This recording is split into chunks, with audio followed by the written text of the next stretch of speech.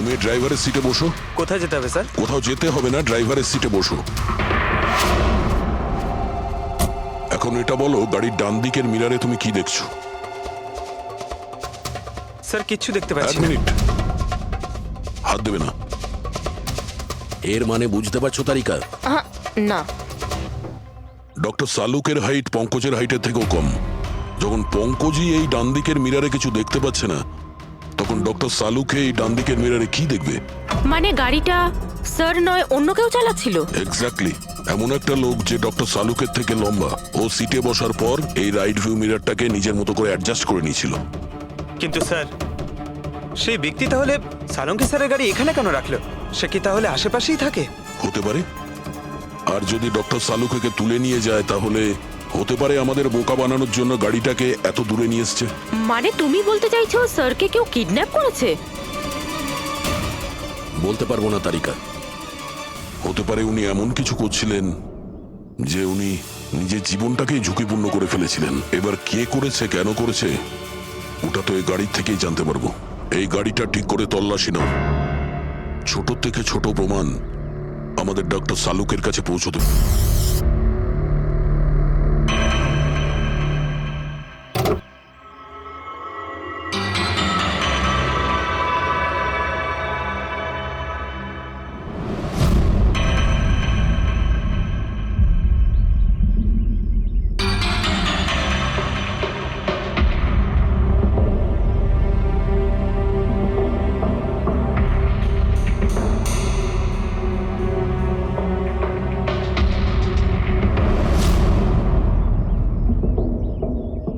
হ্যাঁ তারিকা, কিছু পেলে?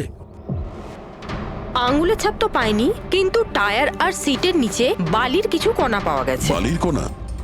সেই বালি যেগুলো সমুদ্রের পাড়ে পাওয়া যায়।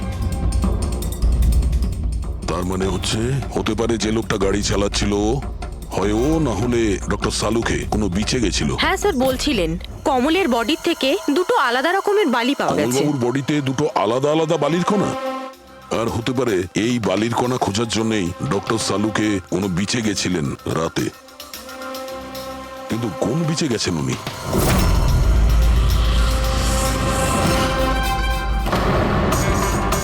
স্যার, স্যার পাসওয়ার্ড পেয়ে গেছি। গুড। দেখো তো কি আছে এর ভেতরে। স্যার এইটাতে দুটো ফাইল আছে, গ্রিড আর রিভেঞ্জ। রিভেঞ্জ? বদলা? আর এইবার তো মুম্বাইয়ের কোনো রিসর্টেতে নিজের লেখা গল্প বদলার ক্লাইম্যাক্স লিখতে গেছিল। তো ওই নভেল যার উপর কমলবাবু কাজ করছিলেন, একটু খোলো তো।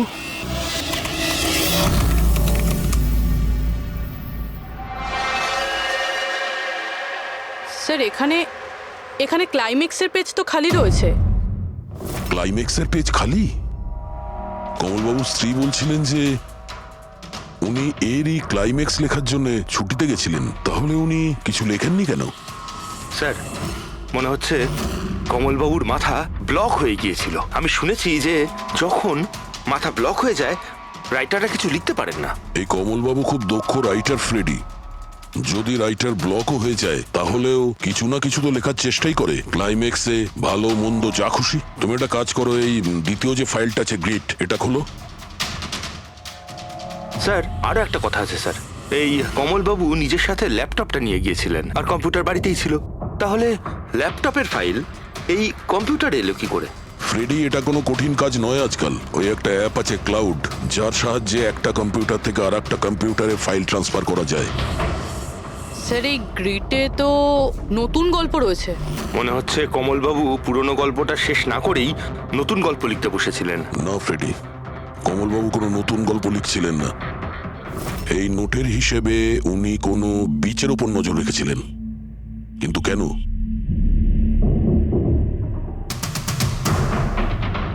স্যার এই কেন শব্দের কারণ হয়তো এই গল্পের মধ্যে আছে। যখন তুমি বালিতে হাঁটছো, তখন শুধু বালিতেই হাঁটছো না, বরং তুমি হাঁটছো 1000 কোটি টাকার সম্পত্তির ওপর, যাকে পাওয়ার জন্য কিছু দুষ্ট পাপী নিরপরাধদের খুন করে। ও, বালি। মনে হচ্ছে ও কমলবাবু কোনো অপরাধের রহস্য খুঁজে পেয়েছিলেন, যেটাই ওনার মৃত্যুর কারণ হয়ে গেছে।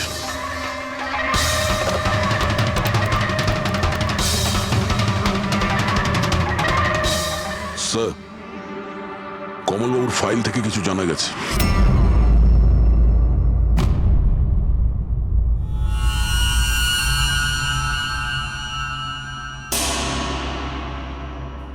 ও গড, সালুকা স্যারের গাড়ি থেকে সেই বালি পাওয়া গেছে যেগুলো কমলের বডি থেকে পাওয়া গিয়েছিল, যে বালিতে তেল মেশানো ছিল। স্যার কি এটা জেনে গিয়েছিল যে তেল মেশানো বালি কোন বিচের ছিল? হয়তো উনি কাল রাতে ওখানেই গিয়েছিলেন ওই বালিটা খুঁজতে। আই এম শিওর যাওয়ার আগে উনি কোনো না কোনো রিসার্চ করেছিলেন এখানে। হিস্ট্রি চেক করে দেখি। এই উইন্ডোটা খোলা। সানমুলামা বিচ, 1 বছর আগে একটা নৌকো এখানে পাথরে ধাক্কা খেয়েছিল, আর যে কারণে অয়েল স্টিকের নির্মাণ হয়েছে। তেল পরিষ্কার করতে 3 মাস লেগে গেছিল লোকজনের। এটাই একমাত্র বিচ যেখানকার বালিতে তেলের অংশ রয়েছে। তার মানে সালুকা স্যার ডেফিনেটলি সানমুলামা বিচে গিয়েছিল। আর এই কমলও জুহু বিচের সাথে সাথে সানমুলামা বিচেও গিয়েছিল। আচ্ছা, এরকমটা নয় তো যে এর মৃত্যু এই সানমুলামা বিচে কিছু একটা গন্ডগোল আছে? সালুকা স্যারও তো এখান থেকেই নিখোঁজ হয়েছে। এই পাণ্ডু আমাদের ভুল বোঝাচ্ছে না তো? মৃত্যুর সময় নিয়ে 9:30 11:30।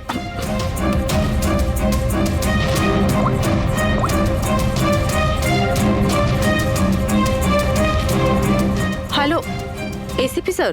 একটা কথা বলে রাখি, সিআইডি কে মিথ্যে বলার ফল তুই হয়তো এখনো জানিস না। আমি আমি আমি আমি মিথ্যে বলছি না স্যার, আমি সত্যি বলছি। আসলে হয়েছিল কি, আমি শুধু ওই টাকা নিতে চেয়েছিলাম আর ভুল করে প্রাণ চলে যায় কি করে? ওর। হ্যাঁ? তুই কি করে ওনাকে মাল্ডি বলার কি দিয়ে আমি, মেরেছিলি? পাথর দিয়ে মেরেছিলাম, পিঠে পিঠে। ফরেনসিক থেকে জানা গেছে ওনার পিঠে কোনো আঘাত ছিল না। হ্যাঁ, মনে এসছে ওই লাঠি দিয়ে মেরেছিলাম ওর মাথায়। লাঠি দিয়ে মাথায়। নাকি পাথর দিয়ে? লাঠি দিয়ে মেরেছিলাম। ওই লোকটাকে গলা টিপে খুন করা হয়েছে। হ্যাঁ, ওই আমি পাথর দিয়ে মারি, আর তারপরে আমি ওর গলা চেপে দিই যাতে ও বেঁচে না তুই থাকে। এক্ষুনি তো বলি ভুল করে মেরে ফেলেছিস। হ্যাঁ? এ পাণ্ডু, মিথ্যে কথা বলিস না কিন্তু। স্যারের সামনে কেউ মিথ্যে কথা বললে উনি 2 মিনিটে ধরে নেন। ওই লোকটাকে গলা টিপে মারা হয়নি। সত্যি কথা বল আমার স্যারকে। কিচ্ছু মনে পড়ছে না। আপনাকে আমি বলছি তো যে খুন আমি করেছি। আপনি প্লিজ আমাকে জেলে ভরে দিন। চুপ! আমাদের একজন ডক্টরকে ওরা কিডন্যাপ করেছে, যাদের তুই বাঁচাতে চেষ্টা করছিস। যদি ওনার কিছু হয়ে যায় ওরা তো শেষ হবেই। আর তোর এমন অবস্থা করবো যা তুই স্বপ্নেও ভাবতে পারবি না। বল! স্যার, ওই 2 দিন আগে আমাকে কেউ একটা বারে বলে ডেকেছিল, আর বলেছিল যে আমার জন্য কিছু কাজ আছে। পেছনে তাকিয়ে দেখবি না একদম। আমি তোকে ডেকেছি এখানে। ডাকবার কারণ? কাজ করবি আমার জন্য? কি কাজ আছে? কাজ জানার আগে কাজের মূল্য জেনে নে। 5 লাখ টাকা। 5 লাখ? হ্যাঁ, আমি জানি এই টাকা তোর পক্ষে যথেষ্ট তোর পরিবারের সমস্ত দাবি দাওয়া মেটানোর জন্য। এটা ছাড়া প্রত্যেক মাসে 50,000 টাকা করে পাঠাবো আলাদা। তুই আমাকে বিদেশে তো পাঠাচ্ছিস না? এটাই ধরে নে। আর ওই বিদেশের নাম হচ্ছে জেল। জেল? তোকে একটা লোকের খুনের দায় নিজের মাথার উপর নিতে হবে। না না, আমি পারবো না এসব। ভেবে দেখ, এত টাকায় তুই তোর ছেলের ভালোভাবে চিকিৎসা করাতে পারবি। আমি এখানে প্যাকেটটা ছেড়ে যাচ্ছি, এতে 5 লাখ টাকা আছে আর আংটি। আর ওই আংটি তুই সোনার দোকানদারকে বেচবি। যে কোনো সোনার দোকানে? না, এমন একজন দোকানদার যার সঙ্গে সিআইডির ভালো যোগাযোগ আছে। দোকানের অ্যাড্রেস প্যাকেটের ভেতর লেখা আছে। চললাম রে।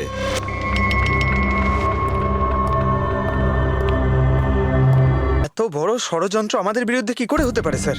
আমাদের ভুল পথে চালিত করছে খুনি। কিন্তু স্যার, কেউ এরকম করবে কেন? এই খুনি আমাদের থেকে লুকোতে কি চাইছে? যা কিছুই হচ্ছে স্যার বালির সঙ্গে সম্পর্ক আছে। কমলবাবু নিজের কম্পিউটারে কিছু বালির কথাও বলেছেন। আর ডক্টর সালুখে সারিকাকে বলেছিলেন যে কমলবাবুর বডি থেকে উনি 2 রকমের বালি খুঁজে পেয়েছেন। যেটাই হোক না কেন, ওই কমলের মৃত্যু আর শালুকের উধাও হয়ে যাওয়া, এই সমস্ত কিছুর পিছনে ওই বালিই জড়িয়ে আছে। বালি। সাধারণ বালি কারণ মৃত্যুর কারণ কি করে হতে পারে স্যার? ওই বালিটা কিন্তু সাধারণ নয়, কোটি টাকার প্রপার্টি ওটা, কোটি টাকার। তার মানে স্যার? মানে ইললিগাল স্যান্ড মাইনিং, বালি চুরি, যেগুলো কনস্ট্রাকশন কোম্পানির কাছে কোটি টাকায় বিক্রি হয়। তাহলে হতে পারে স্যার কমলবাবু এর ব্যাপারে কিছু জেনে গেছিলেন আর সেই কারণেই কেউ ওনার খুন করে দিয়েছে।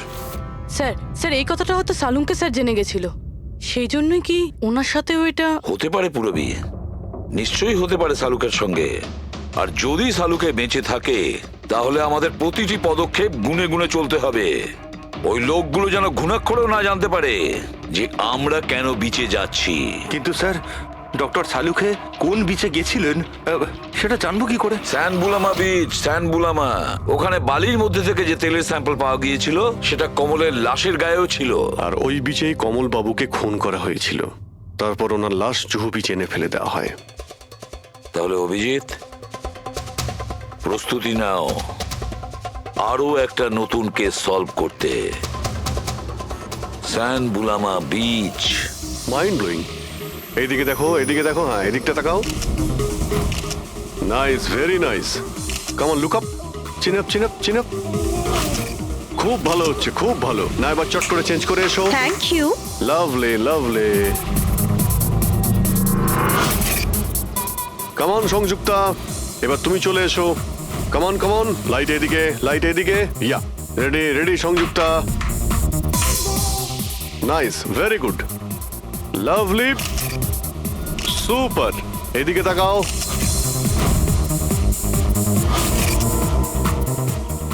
Mind blowing. আরে ভাই কি করছিস, একটু সাইডে যা। আরে লাইট নিচ্ছিস না কি করছিস? Come on, hurry up. Yeah, super, super, খুব ভালো হচ্ছে। এবার change, change, come on, change, change, change. Next চলুন, চলুন। লোকেশন। Come on everybody. আরে তাড়াতাড়ি লাইটগুলো সরান। স্যার, কি করছি আমরা এখানে? কোনো গন্ডগোল তো দেখতেই পাচ্ছি না। আরে ভাই পঙ্কজ, সারা পৃথিবীতে যত ক্রাইম হয় সব ক্রাইম রাতেই হয়। রাতের জন্য অপেক্ষা করো। স্যার, যদি রাতেই হয় তাহলে সকাল থেকে আমরা এখানে কি করছি? রাতেই আসতে পারতাম। আরে ভাই পরিবেশটা তৈরি করতে হয়, ওদের যেন মনে না হয় যে আমরা কোনো নাটক করছি। Come on. Sir,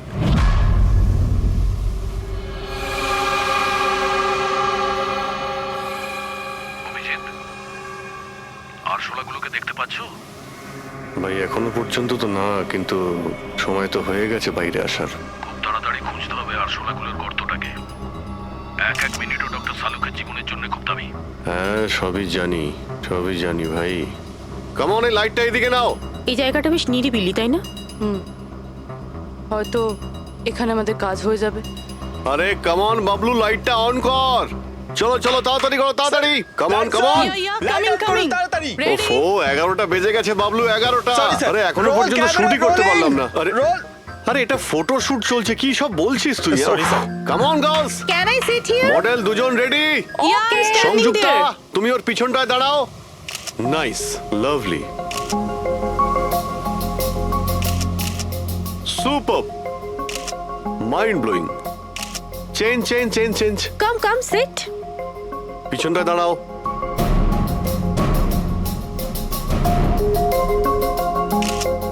mind blowing, great, very nice. once more this side. Bablu গিয়ে দেখো ওদের কি প্রয়োজন। প্লিজ কাম।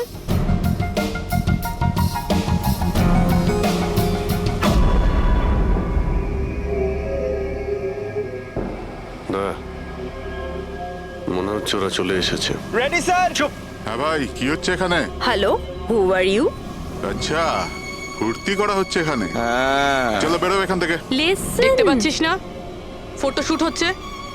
চল বেরো এখান থেকে। এখানে কোনো শুটিং ফুটিং অ্যালাউ নেই। চলো বেরো এখান থেকে। হ্যালো, তোমরা কে? আমাদের এখান থেকে বের করে দিচ্ছ এভাবে? এই জায়গাটা কি তোমার বাবার? বাবাকে নিয়ে কোনো কথা বলবে না, নয়তো খুব খারাপ হবে। হোয়াট? কি করবে তোমরা? বলো, গার্লস, বলো। গার্লস, গার্লস, প্লিজ প্লিজ তোমরা প্লিজ প্লিজ সরে যাও ওদের প্লিজ এভাবে স্যার দেখুন না তোমরা শান্ত হও শান্ত হও আচ্ছা দাদা দাদা প্লিজ এক মিনিট কাম ডাউন কি কি প্রবলেম আপনাদের মিস্টার জন হোক বা টন এটা প্রাইভেট বিচ বুঝলে তুমি নিজের ইউনিটকে গোটাও আর এখান থেকে বেরো আরে এই ওহো এই এক মিনিট চুপ করো তোমরা শান্ত হও এটা প্রাইভেট বিচ আমি বুঝতে পেরেছি এটা প্রাইভেট বিচ কিন্তু 2-4টে ছবি তুলবো তারপরে চলে যাব কেন পেটে লাথি মারছেন দাদা ভাই বললো না একবার চল বেরো এখান থেকে নাকি হাত পা ভেঙে দেবো এক্ষুনি। আরে না না আমাদের হাত পা আপনারা কেন ভাঙতে যাবেন no violence No, we can't চলো do এখান থেকে চলো this. চলো চলো চলো চলো আলতু তাড়াতাড়ি লড়াই এখান থেকে চলো বাবলু তাড়াতাড়ি এখান থেকে শিফট করো তোমরা শান্ত হও ব্যাকআপ নয় shift only shift shifting shifting চুপ করো তোমরা শান্ত হও শিফটিং কি ভাই কিরম লাগলো? রাগ করবে না এভাবে একদম রাগ কাজ করবে না করা যায় মাথা না, ঠান্ডা জন। করো এটা এক্ষুনি চলে যাবো অসম্ভব, এখান থেকে চলো hopeless. শিফট শিফট Seriously, চলো sir. তাড়াতাড়ি Yup. আমরা এখান থেকে যাচ্ছি কেন স্যার? মনে হচ্ছে এই লোকগুলোই। জানি খুব ঠান্ডা মাথায় কাজ করতে হবে এদের হাতে নাতে ধরতে হবে হ্যাঁ স্যার। আরে শিফট করো।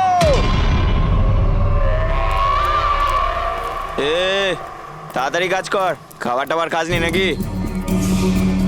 তাড়াতাড়ি কর, বস আসবে কোনি, তাড়াতাড়ি কর। আরে বাহ বাহ বাহ বাহ বাহ বাহ বাহ খুব ভালো একটা লোকেশন এখানে ফটোশুট করতে কোনো অসুবিধা নেই তো আরে কয়েকটা তুই- আপনারও তুলে দেবো বললাম না তোকে এখানে কোনো তোর শুটিং চলবে না। এ টন চল এই সব এক লাইনে দাঁড়া। কে তোমরা বলো? সিআইডি কি অনেক হয়েছে বালি চুরি ডক্টর সালুকে কোথায়? এবার এর কি করব? কিচ্ছু না, বস বলেছে একে যেন এখন হাত না দেওয়া হয়। হাত লাগাবো না মানে? সিআইডি এখানে এসে গেছে, যদি আমরা একে বাঁচিয়ে রাখি তাহলে আমরা সবাই ফাঁসবো, বুঝলি? ঠিকই বলছিস তুই, লাশটাকে বস্তায় পুরে সমুদ্রে ফেলে দি। ওকে বস।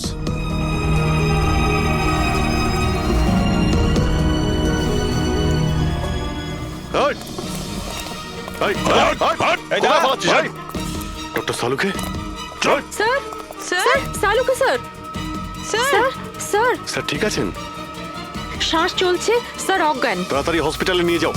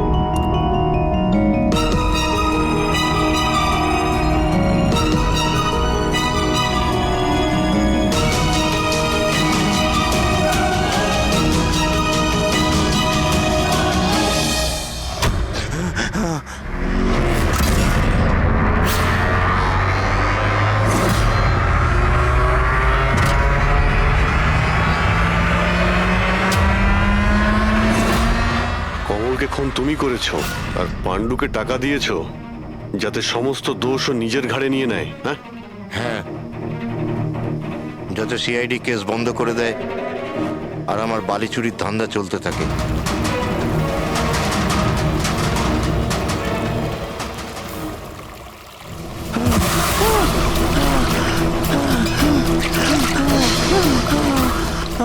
আমাকে মেরো না, মেরো না আমাকে।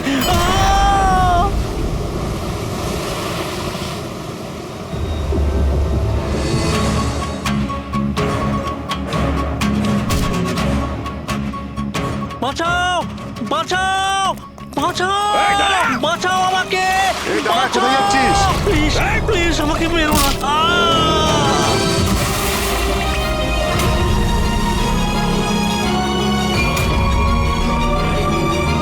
আর ওই বিদেশের নাম হচ্ছে জেল, ডক্টর সালুকে তুমি প্রাণে মারার চেষ্টা করেছিলে, হ্যাঁ? কারণ উনি আমার সমস্ত কিছু জেনে ফেলেছিলেন আর আমার সামনে যেই আসবে আমি তাকেই শেষ করে দেবো। তোমার মতো অনেক এলো আর অনেক চলে গেল সিআইডি কে শেষ করার জন্য, বুঝেছো? এবার তুই জেলের ভিতরে বসে তোর এই কালো ব্যবসার হিসেব নিকেশ করিস। চল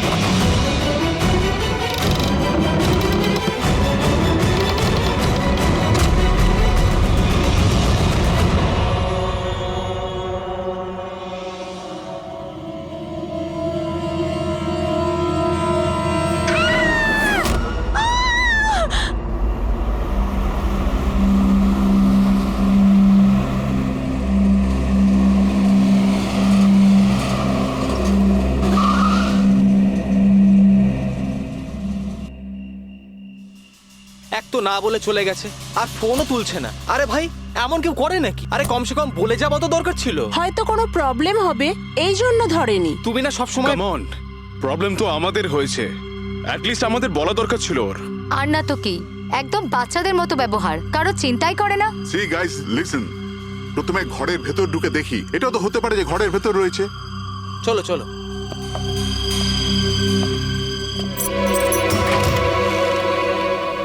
এখানে তো অন্ধকার কেন? আমি আলো জ্বালাচ্ছি।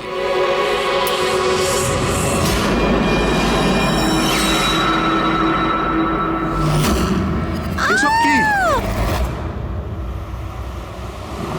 সারিকা, আমার আগে থেকেই মনে হচ্ছিল যে ওই মেয়েটার প্রাণের সংশয় আছে। এই কথাটা আমার হালকাভাবে নেওয়া উচিত হয়নি, ওদের ভরসা করাই উচিত হয়নি। তুমি এত কেন ভয় পাচ্ছ? হয়তো মেয়েটা ঠিকই আছে। তুমি জানো না অভিজিৎ, এই মেয়েটার এমন একটা রোগ আছে যার কারণে যে কোনো সময় ওর জীবন যেতে পারে। কেউ যা খুশি করতে পারে ওর সঙ্গে, কিন্তু ও জানতেই পারবে না। জানতে পারবে না? স্যার, ওকে ঘুমাতে আছে? না, কমায় না, একটা অদ্ভুত রোগ। আমিও এই রোগের ব্যাপারে আগে কখনো শুনিনি। একটা অসুস্থ মেয়েকে তার পরিবারের লোক মারতে কেন চাইবে? যতটা আমি ওদেরকে চিনেছি, আমার মনে হচ্ছে যে ওদের ভাবসাব খুব একটা সুবিধার নয়। সারিকার সঙ্গে আমার কয়েকদিন আগেই দেখা হয়। একদিন আমি অফিস থেকে যখন বাড়ি যাচ্ছিলাম,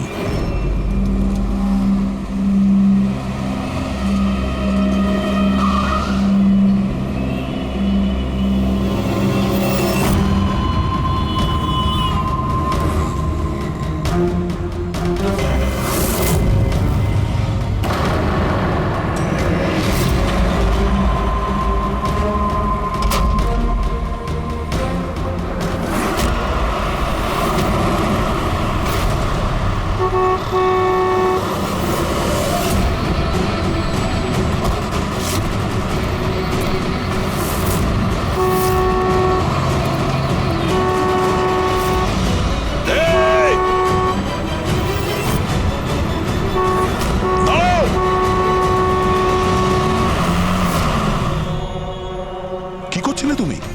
হ্যাঁ, এত বড় একটা ট্রাক সামনে থেকে বেরিয়ে গেল, তুমি দেখতে পাওনি? ও হর্ন বাজাচ্ছিল, তুমি শুনতে পাওনি? হ্যাঁ, আত্মহত্যা করার চেষ্টা করছিলে কি? মনে হচ্ছে দেখতেও পায় না, শুনতেও পায় না। কিন্তু এই রাস্তায় একা কি করছে? কে কে আছে এখানে? আকাশ দাদা? কে আপনি? কে? তার মানে আপনি দেখতে পান? তাহলে আপনি আমি আর ওই ট্রাক দেখতে পাননি? চাপা দিয়ে চলে যেত আপনাকে যদি আমি আপনাকে না বাঁচাতাম। সরি, আমি সত্যি দেখতে পাইনি। সারিকা, সারিকা তুমি ঠিক আছো তো? সারিকা, তুমি একলা কোথায় চলে গেছিলে? তোমার যদি কিছু হয়ে যেত তাহলে? আমি আগেই বলেছিলাম আমরা প্রপার্টি দেখতে যাচ্ছি, ওকে সাথে করে নিয়ে যাওয়ার কোনো দরকারই ছিল না, কিন্তু আমার কথা কেউ শোনেই না। রজনী প্লিজ থামো তুমি। ইনি ঠিকই বলছেন, আমি নিজে দেখেছি। ওনার লেফট সাইড দিয়ে একটা ট্রাক আসছিল, উনি দেখতে পাননি। ও হর্ন বাজাচ্ছিল, শোনেনি। চাপা দিয়ে চলে যেত ট্রাক যদি আমি না থাকতাম। থ্যাংক ইউ দাদা, থ্যাংক ইউ ভেরি মাচ। হ্যাঁ দাদা, সত্যি ও ট্রাকের আওয়াজ শুনতেও পাইনি আর দেখতেও পাইনি। তার মানে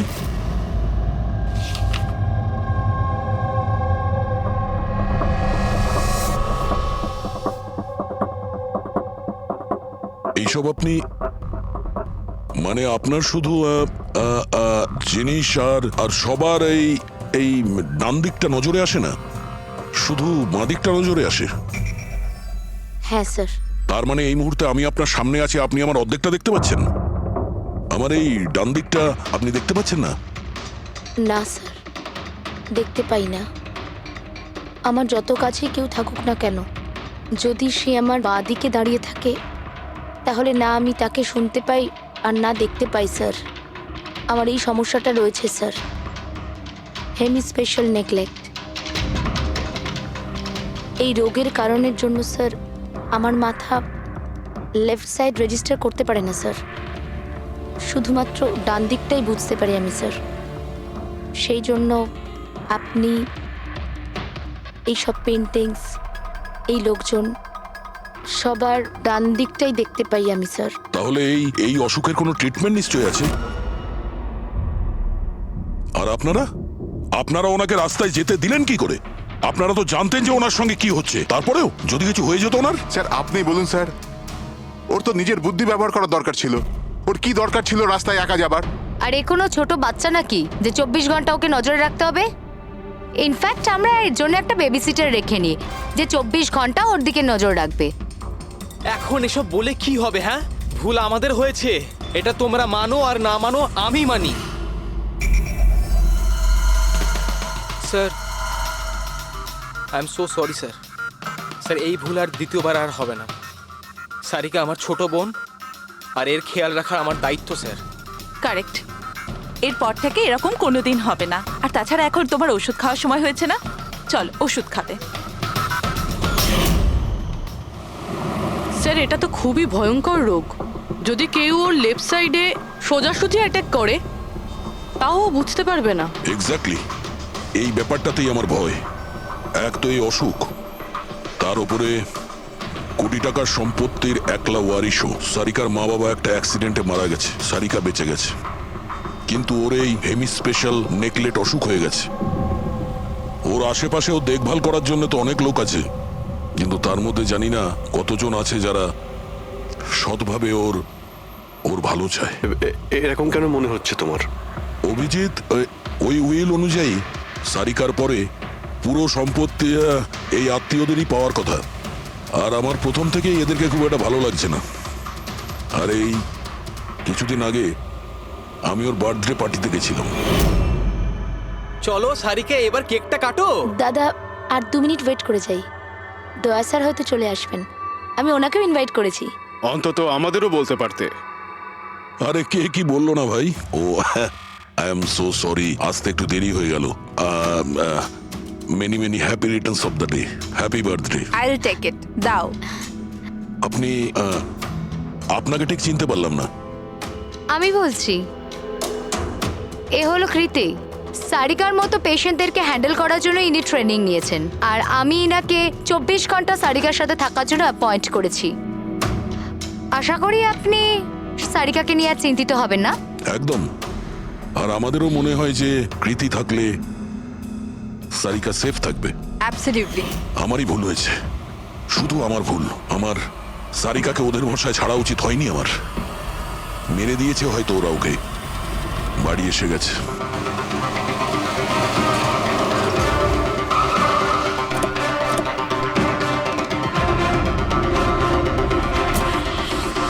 কোথায় ও? হ্যাঁ, কি করেছো তোমরা ওর সাথে? স্যার আমরা তো জানি না কি হয়েছে, আমরা তো কিছুই করিনি স্যার। 1 মিনিট, কি হয়েছে কি এখানে? স্যার, ড্রয়িং রুমের অবস্থা দেখে আমরা এতটাই ভয় পেয়ে গেছি যে আমরা ভিতরে যাইনি। আগে এটা বলো, সারিকা কোথায়? স্যার, আমরা কিচ্ছু জানি না, আমরা কিচ্ছু দেখিনি। স্যার, আমরা এইসব দেখে ঘাবড়ে গিয়েছিলাম আর সোজা আপনাকে ফোন করেছিলাম। ঠিক আছে, আমরা দেখে নিচ্ছি। পঙ্কজ, এদের সবার স্টেটমেন্ট রেকর্ড করো, আর কাউকে ভিতরে আসতে দেবে না।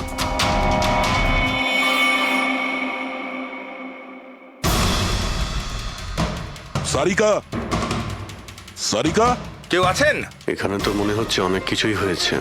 এত রক্ত তো কোনো একজনের হতেই পারে না।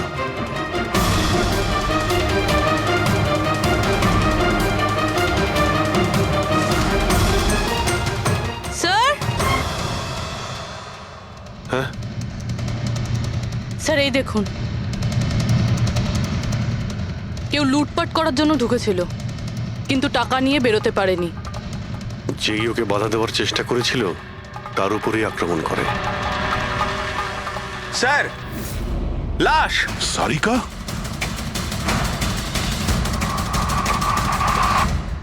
ও নো। মানালি তো এরপর থেকে এরকম কোনোদিন হবে না। আর তাছাড়া এখন তোমার ওষুধ খাওয়ার সময় হয়েছে না। সারিকার ছোট বৌদি, জয়ন্ত স্ত্রী। তাহলে ও কোথায় আছে?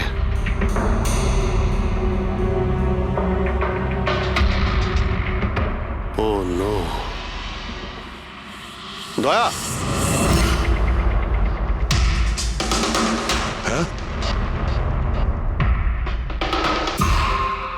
এ হলো কৃতি। সারিকার মতো পেশেন্টদেরকে হ্যান্ডেল করার জন্য ইনি ট্রেনিং নিয়েছেন। এটা তো কৃতি। তুমি চেনো? হ্যাঁ। কৃতি?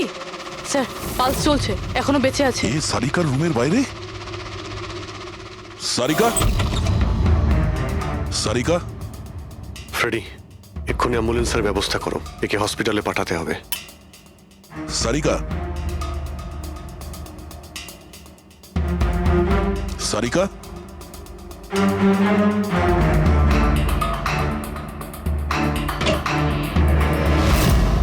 সারিকা, সারিকা, অভিজিৎ, না না না না না, কিছু নেই, কিছু নেই। Relax, আমরা relax. সিআইডি থেকে এসো, রিল্যাক্স বাইরে রিল্যাক্স এসো, বাইরে এসো, বাইরে এসো। রবি, এসো। সামনে। তুমি ঠিক আছো তো? বসো, এখানে বসো। থ্যাংক গড একে পাওয়া গেছে। তুমি ঠিক আছো? সবাইকে মেরে দিয়েছে, সবাইকে মেরে দিয়েছে স্যার। এক মিনিট, এক মিনিট। কে করেছে এসব? কে ছিল সে? দয়া স্যার, কি হয়েছিল? স্যার সবাইকে মেরে দিয়েছে স্যার। কে? মেরে দিয়েছে। কে? হ্যাঁ, কে মেরেছে? মেরে দিয়েছে স্যার।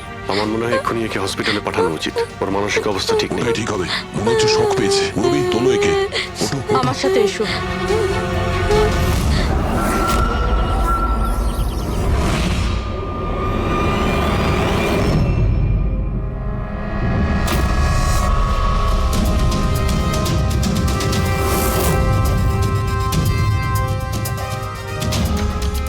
স্যার, আপনি আমাকে ঘরে কেন যেতে দিচ্ছেন না? আমার বউ খুন হয়েছে। স্যার প্লিজ, স্যার প্লিজ, আমি একবার দেখতে চাই, শুধু একবার। মিস্টার জয়ন্ত, আপনার স্ত্রীর খুন হওয়ার জন্য আমরা খুব দুঃখিত, কিন্তু আমরা আপনাদেরকে ভেতরে যেতে দিতে পারি না।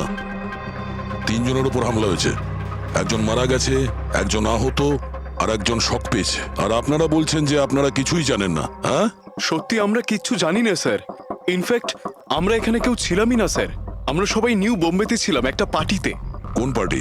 স্যার একটা ফ্রেন্ডের রিসেপশনের পার্টি। তো আপনারা সবাই ওখানে গিয়েছিলেন তো? মানালি। ও বাড়িতে কেন ছিল? স্যার মানালি আমাদের সঙ্গে গিয়েছিল। বাড়িতে শুধু সারিকা আর প্রীতি ছিল, কারণ স্যার সারিকার শরীর খারাপ ছিল। কিন্তু স্যার এই পার্টি থেকে হঠাৎ মানালি কি করে হারিয়ে গেল আমরা কিচ্ছু জানি না স্যার। স্যার, হ্যাঁ পূরবী। স্যার এই দেখুন, এর নখে এবং এর বডিতে অনেক গুঁড়ো চুল পাওয়া গেছে। স্যার, এই কাঁচের টুকরোগুলো দেখুন, বেশ মোটা, মনে হচ্ছে কারো চশমার কাজ।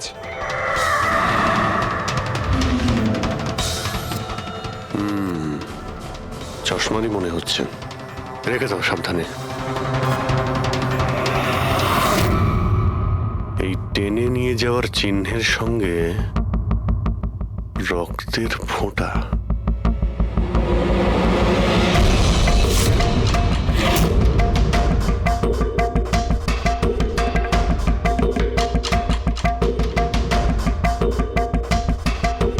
এখানে এতটা রক্ত, মানে এখানে এসে দাঁড়ায় আর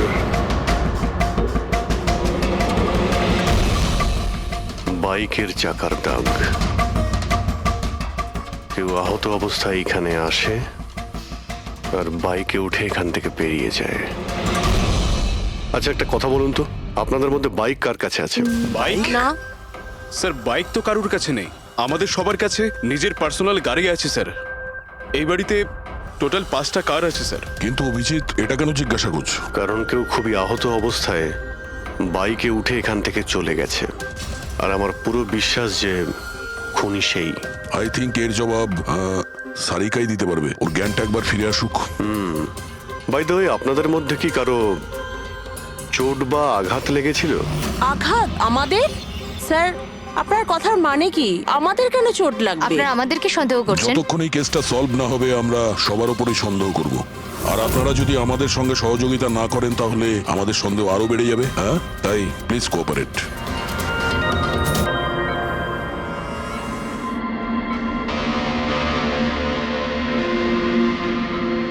সারিকা,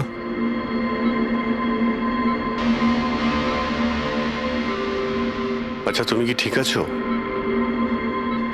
অভিজিৎ, সারিকা, দয়া স্যার। তুমি ঠিক আছো? স্যার মানালি বৌদি আর কৃতি স্যার। কৃতি ঠিক আছে, কিন্তু মানালি মারা গেছে। সামলে কৃতি।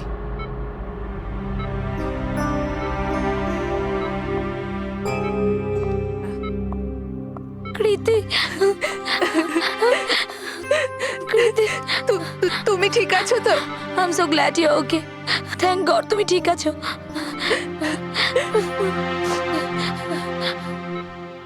আচ্ছা, কাল এক্স্যাক্টলি কি হয়েছিল তুমি বলতে পারবে?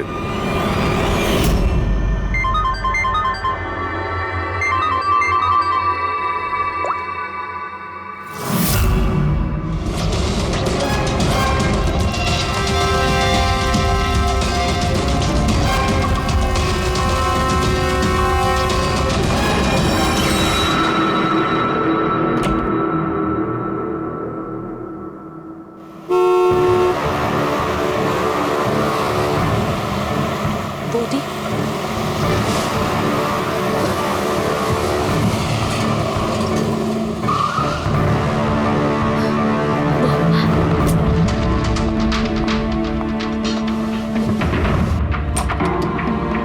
সারিকা,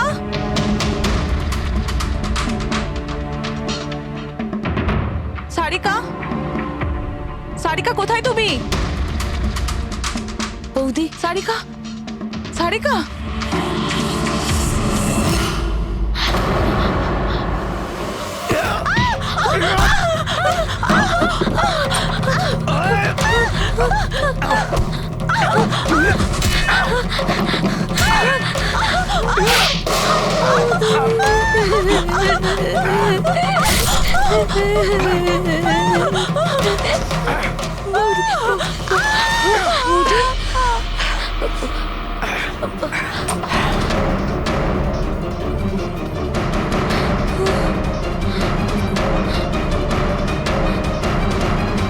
কৃতি, কৃতি, কৃতি।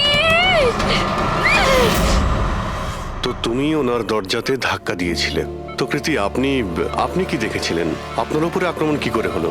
সারিকার জোরে চিৎকারের আওয়াজ পেলাম, আমি তখনই ঘর থেকে বাইরে আসি। সারিকা, এইসব কি করে? কৃতি, কৃতি, সারিকা তুমি ঠিক আছো তো? কৃতি, আমি আমার রুমে। কৃতি, আমি এখানে। Okay okay okay Sarika, you don't worry, I am coming. Kriti সাবধানে, খুনি এখনো বাড়িতেই আছে। খুনি? সারিকা, তুমি ওকে দেখেছো যে কৃতির ওপর হামলা করেছে? হ্যাঁ স্যার,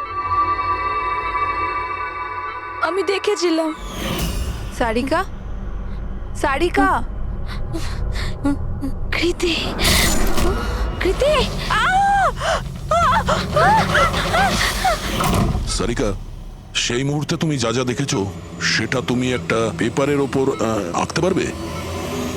হ্যাঁ স্যার, যখন আমি ওনাকে মানালি বৌদির পেছনে দেখেছিলাম তখন খুব ভয় পেয়ে গেছিলাম। আমি শুধু ওই মুখটার একটা ঝলক দেখতে পেয়েছিলাম স্যার। যখন আমি আবার দেখি তো তখন আমি শুধু হাতটুকু দেখতে পাই। কৃতি আমার দিকে আসছিল আর তারপর পিছন থেকে হাত এলো, ওই হাতটা ওর ওপর হামলা করলো। লোকটা রেনকোট পরেছিল আর গ্লাভস আর একটা বড় চকমকি ঘড়ি, এই যে একেবারে সেরকমই হুবহু যেমনটা আমি দেখতে পেয়েছিলাম।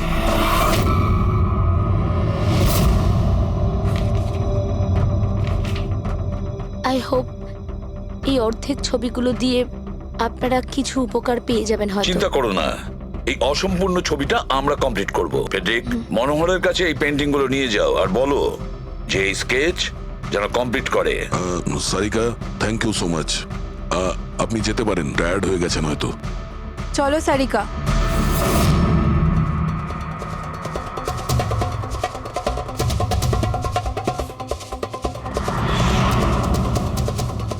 এই লোকটাকে তো আগে কখনো দেখিনি স্যার। হতে পারে শুধু এই কাজের জন্যই হায়ার করা হয়েছিল।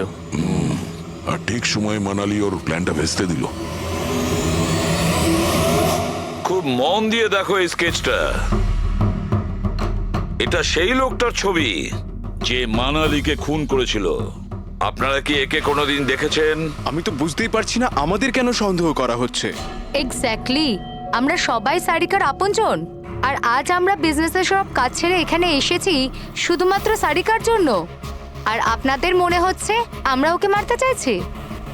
স্যার যে মারা গেছে ও আমার বউ স্যার, আর সারিকা আমার বোনের মতো। স্যার আমি যখন খুব ছোট ছিলাম আমার বাবা মা মারা গিয়েছিল। সারিকার বাবা মাই আমাকে আদর যত্ন করে বড় করে তুলেছে। আমি আজ যা কিছু হয়েছি ওনাদের দুজনের জন্যই হয়েছি। আর স্যার আমি সারিকাকে আমার নিজের প্রাণের চেয়েও বেশি ভালোবাসি। এক্স্যাক্টলি, এক তো আমরা ওর জন্য নার্স রাখলাম, আর আপনারা সবাই আমাদেরকেই সন্দেহ করছেন। হ্যাঁ, সন্দেহ করছি তোমাদের সবাইকে। আমি নিজের চোখে দেখেছি কতটা ভালোবাসো তোমরা ওকে। আপনারা সবাই ভালোভাবেই জানেন যদি ওই বেচারির কিছু হয় তাহলে ওর কয়েকশো কোটি টাকার সম্পত্তির তোমাদের সবার মধ্যে ভাগ হবে।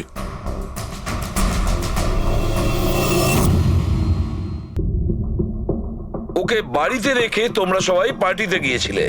ওখানে মালিনী কোনো কথা শুনেছিল যে কোনো খুনি ওকে মারতে চলেছে। মালিনী কাউকে কিছু না বলেই নিজে ওকে সাবধান করে আর চলে যায় সেখানে যেখানে খুনি মানালিকে মেরে ফেলে। আর যদিও পার্টিতে এই কথাটা শুনে থাকে তাহলে আপনাদের মধ্যে কেউ হবে? কেউ না? ঠিক আছে, তোমরা এখন যেতে পারো, কিন্তু একটা কথা ভালো করে মনে রাখবে, আমাদের কড়া নজর থাকবে তোমাদের উপরে। অভিজিৎ, দয়া, ও বলছিল মানালি ওকে ফোন করেছিল যে মানালি পুলিশ নিয়ে ওর বাড়িতে পৌঁছচ্ছে। এক্স্যাক্টলি স্যার, কিন্তু ও না আমাদের সঙ্গে কন্ট্যাক্ট করেছে না পুলিশের সঙ্গে। হতে পারে কেউ ওর পিছু নিয়েছিল, তাই হয়তো ভয় পেয়ে গিয়েছিল। একটা কাজ করি আমরা, পঙ্কজ পুরবী, ওই পার্টিতে যে কয়জন লোক এসেছিল ওদের প্রত্যেকের নাম আর ফোন নাম্বার বের করো, আর খোঁজ নাও ওই রাতে মানালির বাড়ির আশেপাশে ওদের মধ্যে কার ফোন অ্যাক্টিভ ছিল।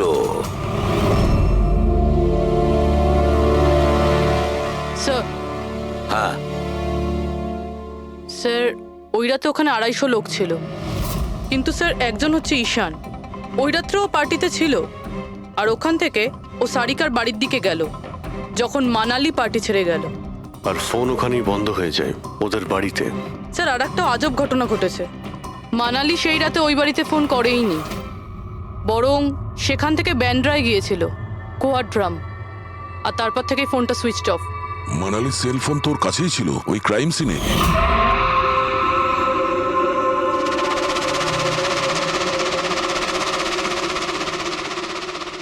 Switch off?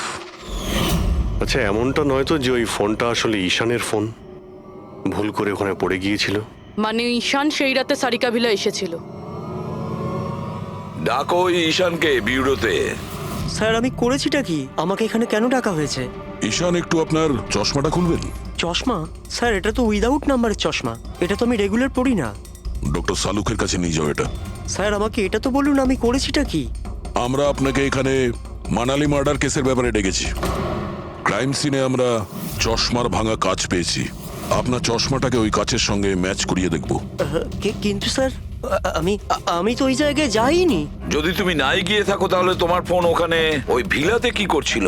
আর মানালির ফোন তোমার বাড়িতে মান্দ্রাতে কিভাবে পৌঁছলো? ওই স্যার পার্টিতে আমাদের ফোন এক্সচেঞ্জ হয়ে গেছিল, কারণ আমাদের ফোন দুটো এক। কি হলো মানালি ম্যাডাম, আপনাকে চিন্তিত মনে হচ্ছে? চিন্তিত আমি? না তো, আসলে আমি ওই জয়ন্ত আর আকাশকে খুঁজছিলাম। আপনি ওদের কোথাও দেখেছেন? হ্যাঁ, ওরা দুজন ভেতরেই হবে। আসলে কি হয়েছে, এত চেঁচামেচি আর এই ডিস্কোতে আমি কিছু বুঝেই উঠতে পারছি না। আপনি প্লিজ আমাকে একটু হেল্প করে দেবেন ওদের খুঁজে পেতে? আমি ওদের ভেতর থেকে আপনার কাছে পাঠাচ্ছি।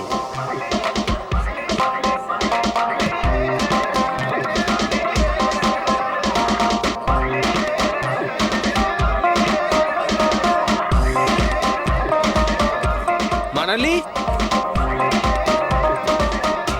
ঈশান, তুমি তো বলছিলে মানালি খুঁজছে আমাদের। কোথায় মানালি? আরে এক্ষুনি তো এখানেই ছিলেন মানালি, কি জানি কোথায় চলে গেলেন। ওই দিকটা গিয়ে দেখি চলো। স্যার আমার ফোন সুইচ অফ ছিল, এই জন্য আমি মানালিকে বলতে পারি। সেই কারণে মানালি পুলিশকে ফোন করতে পারেনি।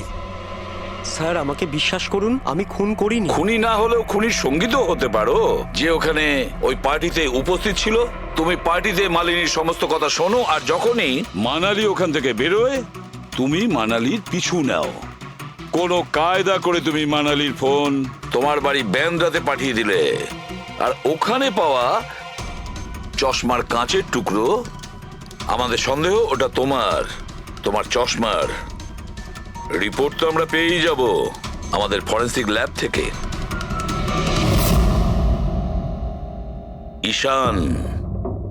ঈশান শুধু ঈশানের কাছে কোনো কারণ নেই, কিন্তু সবার কাছেই কোনো না কোনো কারণ আছে সারিকাকে মারার জন্য। দিয়া আর অভয়, এদের দুজনের তো টাকার খুব প্রয়োজন ছিল, হতে পারে এরা দুজন করেছে। আর এদের প্রত্যেকের কাছে একটাই অজুহাত আছে যে ওরা রিসেপশনের পার্টিতে ছিল। স্যার এরা সবাই ওই রিসেপশন পার্টিতে প্রেজেন্ট ছিল, কিন্তু কোনো একজন খুনিকে ফোন করে সারিকা ভিলায় যেতে বলেছিল লেফট দিয়ে, যাতে সারিকা কিছু বুঝতে না পারে।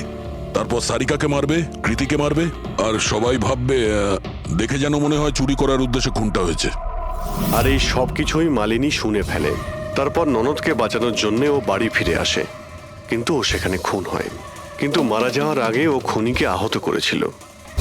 খুনি যাওয়ার সময় কৃতির উপরে হামলা করে, লুটের মাল আর ওর ননদকে ফেলে তারপরে সে বাইকে করে পালিয়ে যায়।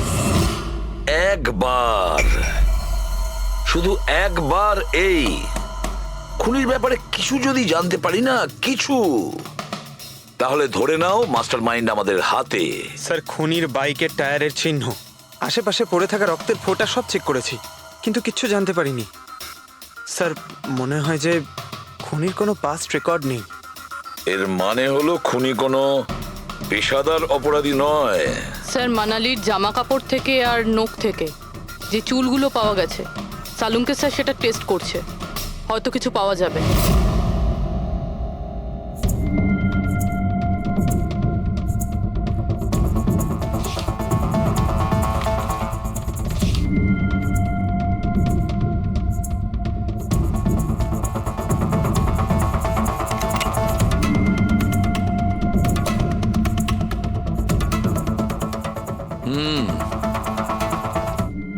আমার আন্দাজ একদম ঠিক ছিল, এবার শুধু ডিএনএ রিপোর্টটা দরকার। হ্যাঁ সালুকে বস, হ্যাঁ একটা কথা ঠিক যে ঈশান খুনি নয়, কারণ ক্রাইম স্পট থেকে এই যে চশমার লেন্সের ভাঙা টুকরো পাওয়া গেছে, এইগুলো ঈশানের চশমার সঙ্গে ম্যাচ করছে না। এক তো ঈশানের চশমার পাওয়ার 0, আর দ্বিতীয়ত ঈশানের যে চশমাটা তার লেন্সগুলো একদম নর্মাল, কিন্তু এই লেন্সটা ফটোক্রোম্যাটিক, মানে রোদের সঙ্গে রং পাল্টায়। আচ্ছা, ওই যে রক্ত পাওয়া গিয়েছিল ওই বাইকে টায়ারের মার্কের কাছে, সেটা কি খুনির রক্ত? হ্যাঁ, ওই রক্তটা খুনিরই, যার বয়স 25 থেকে 30 বছরের মধ্যে। আর মানালির নখে যে চুলটা পাওয়া গেছে ওটা নিশ্চয়ই খুনির। আসলে বস, হাতাহাতি করবার সময় চুল গোড়া থেকে উপড়ে আসে, অথচ এই যে চুলটা, এটা উপড়ে আসেনি, কাটা হয়েছে। আর এইটা দেখো স্ক্রিনে, যতগুলো চুল আছে সব আলাদা আলাদা রকমের, কোনো চুল সিধে, কোনোটা কোঁকড়ানো, আর ওগুলো রং দেখো, প্রত্যেকটা চুলের রং আলাদা, কোনোটা কালো, কোনোটা ব্রাউন, কোনোটা ডার্ক ব্রাউন, আর ওই গোল্ডেনও আছে। এই চুলগুলো একটা লোকের হতেই পারে না, আলাদা আলাদা লোকের চুল। হ্যাঁ দয়া, এই চুল থেকে আমরা বিভিন্ন ধরনের কেমিক্যাল পেয়েছি, যেমন হচ্ছে কেরাটিন, ফিফটাইন, আর অনেক কিছু। আমার মনে হচ্ছে না যে এই চুলগুলো কোনো একজন লোকের মাথার চুল। Hello, oh good, very good, thank you very much, good news, bye. DNA টেস্টের রিপোর্ট, এই রিপোর্ট এই বিষয়টা কনফার্ম করছে যে এই যে চুলগুলো সেগুলো কোনো একজন ব্যক্তির চুল নয়।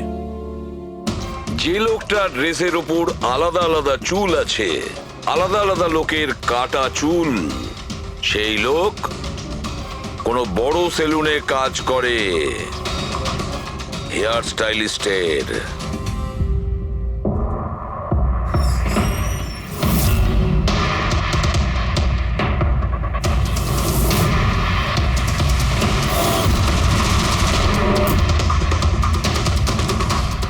স্যার এ তো বিমল, আমাদের স্পায়ের স্টার হেয়ার স্টাইলিস্ট। স্যার এখানে যেই আসুক না কেন সবাই ওর কাছেই হেয়ার স্টাইল করতে চাইতো। কিন্তু স্যার এই কিছুদিন ধরেই হলো এই টাকা পয়সা নিয়ে ভীষণ চিন্তিত থাকতো। এর জুয়া খেলার খুব অভ্যাস ছিল।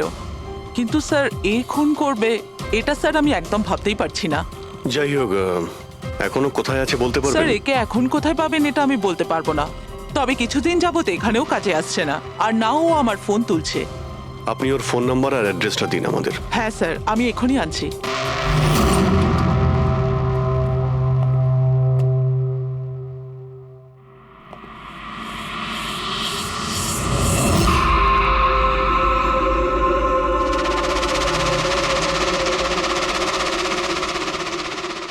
ও নো, এ তো গেছে।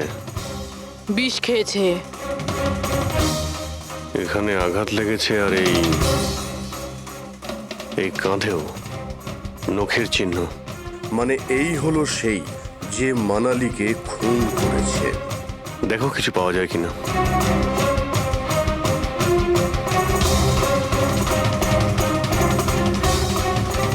স্যার, হ্যাঁ, আমি বিমলের বাইকটা চেক করলাম স্যার। বাইকটার হ্যান্ডেলে শুকিয়ে যাওয়া রক্ত আর কাঁদালে আই অ্যাম শিওর স্যার এগুলো ওই বাড়িটার ব্যাকইয়ার্ড থেকেই লেগেছে।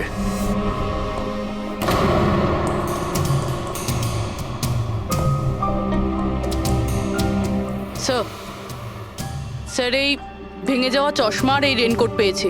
রেনকোটে রক্ত লেগে আছে।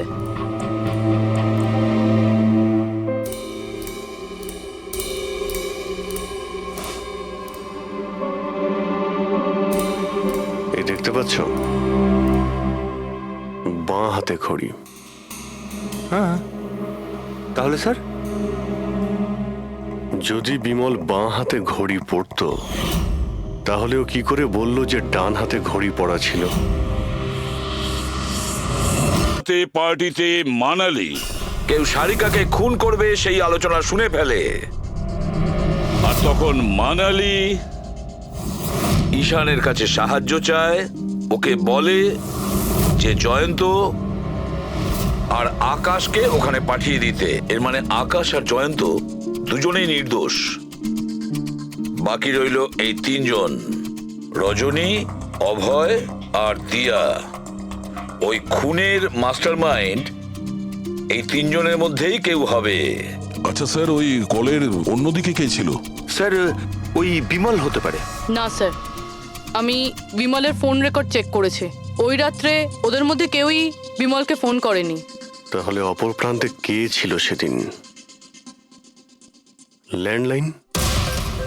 আচ্ছা, ওদের বাড়ির ল্যান্ডলাইন ফোন? হ্যাঁ, হতে পারে।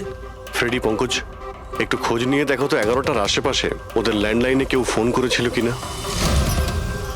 ওই মেয়েটার কথা অনুযায়ী খুনির ডান হাতে ঘড়ি পড়েছিল, যেখানে বিমল বাঁ হাতে ঘড়ি পড়েছিল। আরও এটাও বলেছিল যে খুনি যে রেনকোট পড়েছিল সেটা ব্লু কালারের ছিল, কিন্তু আমরা বিমলের বাড়ি থেকে যে রেনকোট পেয়েছি সেটা কালো ছিল। হতে পারে সারিকা কিছু ভুল করেছিল, ঠিকমতো দেখতে পাইনিও। স্যার, স্যার ওই রাতে 11:30টার সময় বাড়িতে কেউ ফোন করেছিল। কে ফোন করেছিল? আপনারা সত্যি বলছেন এই সব কিছুর পেছনে আমার নিজের লোকের হাত আছে? একটু অপেক্ষা করুন, সব জানতে পারবেন। স্যার, আপনারা আবার কেন খোঁজ খবর নিচ্ছেন? একবার তো খোঁজ খবর নিয়েছেন। সেদিন প্রমাণ একত্রিত করার জন্য আর আজ কেস ক্লোজ করার জন্য। আপনি একটু অপেক্ষা করুন, এখনই সবকিছু জানতে পেরে যাবেন। স্যার, পেয়ে গেছি। কিন্তু এটা তো সেই রেনকোটটাই যেটা ওই খুনি পড়েছিল। এখানে কি করে এলো? বলছি, তুমি বলেছিলে যে মানালি তোমাকে দৌড়ে এইখানে বাঁচাতে এসেছিল, কারণ ও ওখানে পার্টিতে শুনেছিল যে কেউ তোমাকে খুন করতে চায়। কিন্তু সে খুনি ছিল না, সেই ছিল যে এই পুরো প্ল্যানটা করেছিল। আর যার সঙ্গে ওর ফোনে কথা হয় সেও কিন্তু খুনি নয়, অন্য কেউ ছিল। সেই সময় এই বাড়িতেই সে তোমার সঙ্গে উপস্থিত ছিল। বাড়িতে? ওই সময় আমার সাথে কৃতি, কারেক্ট? এটা পুরো প্ল্যান ছিল। খুনি কাজ ভেঙে বাড়ির ভেতরে ঢোকে, কিন্তু গন্ডগোল তখন হলো যখন ও মানালিকে মারল। সারিকা ভেবে। মানালি তো মারা গেল, কিন্তু মরার আগে ও খুনিকে এতটাই আহত করে দিয়েছিল যে খুনি এখানে সারিকাকে মারার জন্য দাঁড়ায়নি, পালিয়ে গেছে। স্যার স্যার এক মিনিট, যদি খুনি পালিয়ে গেল তাহলে কৃতিকে কে মারলো? কারণ সারিকা নিজের চোখে কৃতির ওপর হামলা হতে দেখেছে। হ্যাঁ আমি দেখেছিলাম, ওই হাতটা এলো আর ও কৃতির ওপর হামলা করেছিল। হামলা তো হয়েছে, কিন্তু করলোটা কে?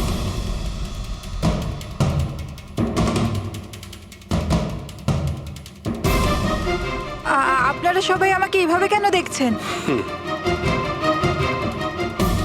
এর উত্তর তো শুধু তুমিই দিতে পারবে কৃতি। ও রাত ঠিক 10:30টার সময় শুয়ে পড়েছিল, আর মানালি কাউকে ফোনে কথা বলতে শুনেছিল রাত 11:10 আর সেই ফোনটা এসেছিল এই বাড়ির ল্যান্ডলাইনে। কে রিসিভ করেছিল সেই কলটা? যদি আমরা এটা মেনেও নিই যে বিমল তোমার ওপর হামলা করেছে, তাহলে ও তোমাকে বাঁচিয়ে রাখলো কেন? ও মানালিকে এত নৃশংসভাবে মারলো, আর তোমাকে শুধু এই একটা আঘাত কেন? ও সারিকাকে কেন মারলো না? আর এই চুরি করা টাকা ছেড়ে পালালো কেন? আর সব থেকে বড় প্রশ্ন, ও খুনিকে এই ব্লু কালারের জ্যাকেট পরে থাকতে কি করে দেখলো? কি করে দেখলো সেই ঘড়িটা যা বিমল লেফট হ্যান্ডে পড়তো, রাইট হ্যান্ডে নয়? বিমলের রেইনকোটের কালার ছিল ব্ল্যাক।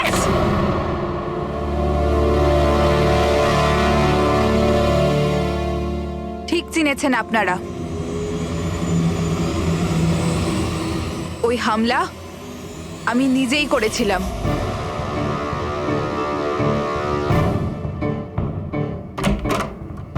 সারিকা, সারিকা কোথায় তুমি? মানালি এখানে এই সময়? Sarika,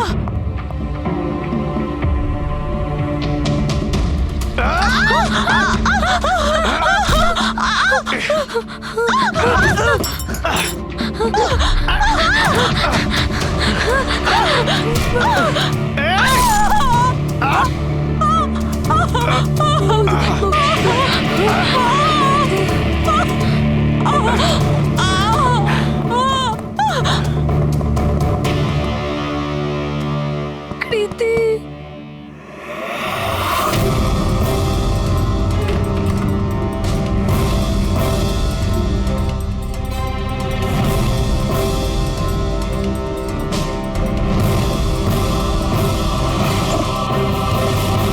I am coming, Sarika, don't worry.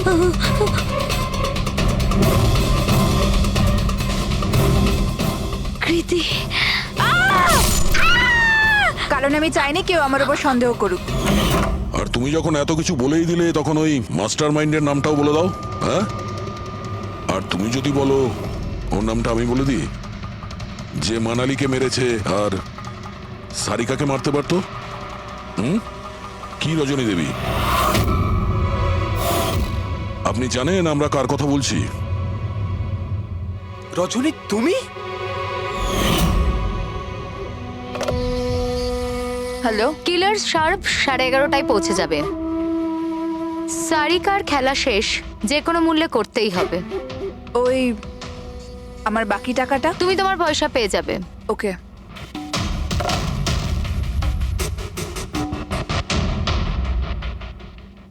রজনী, তোমার জন্য আমি আমার বউকে... আমার পয়সার দরকার ছিল। সারিকার বেবি সিটিং করতে করতে আমি হাঁপিয়ে উঠেছিলাম। আর এইসব তোমার জন্য হয়েছে আকাশ। তোমার জন্য আমরা সবাই সারিকার আয়া হয়েছিলাম। আমাকে আমার জীবন যাপন করতে হতো আগের মতো। এই জন্য আমি প্ল্যান করেছিলাম, আর কৃতিকে বাড়িতে নিয়ে এসেছিলাম। পার্টিতে যাওয়াও আগে থেকেই ঠিক ছিল, যাতে আমি সময় পাই প্ল্যান করার। সব ঠিক চলছিল, শুধু বিমলের ব্যাপারে একটু ভুল হয়ে গেল। না হলে... এত কিছু হয়ে যাওয়ার পরেও দেখছি তোমার কোনো অনুতাপ নেই, বরং নিজের প্ল্যান নিয়ে গর্ব করছো। তুমি অনেক সময় পাবে নিজের প্ল্যানের ভুল ত্রুটি ধরার, কারণ তোমার এই বাকি জীবন এবার তোমাকে জেলের মধ্যে বসেই কাটাতে হবে। মানে কি চলছে কি?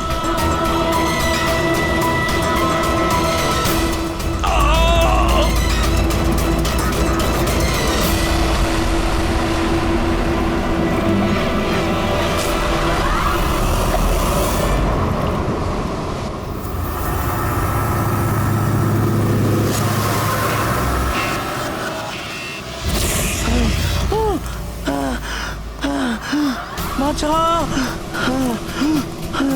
বাঁচাও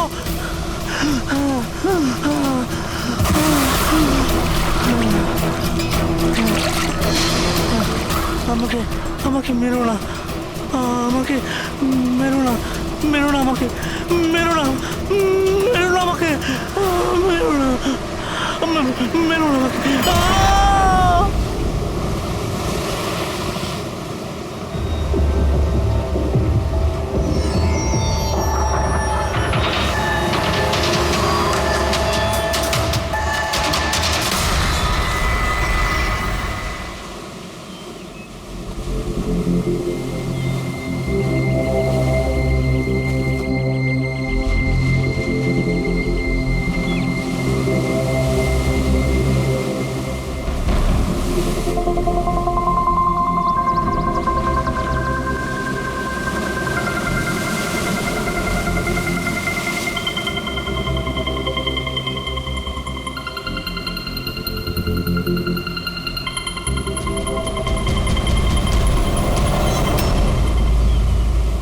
কি করছো তোমরা দুজনে?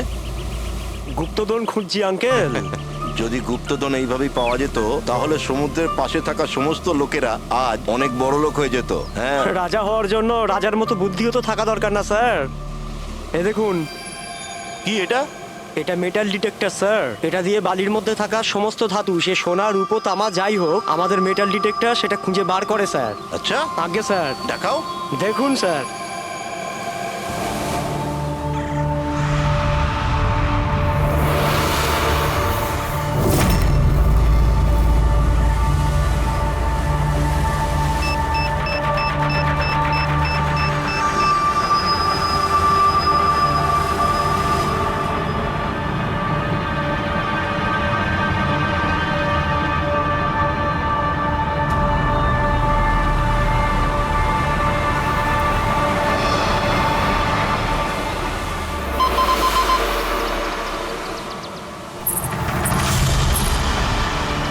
এই দেখুন স্যার,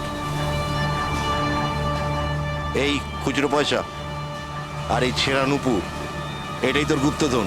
স্যার কই মাছ ধরেননি নাকি আপনি? একটু ধৈর্য ধরতে হয়।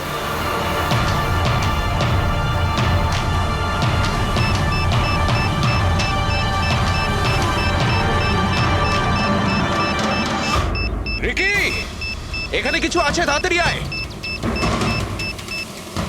কর এখানে, তাড়াতাড়ি কর।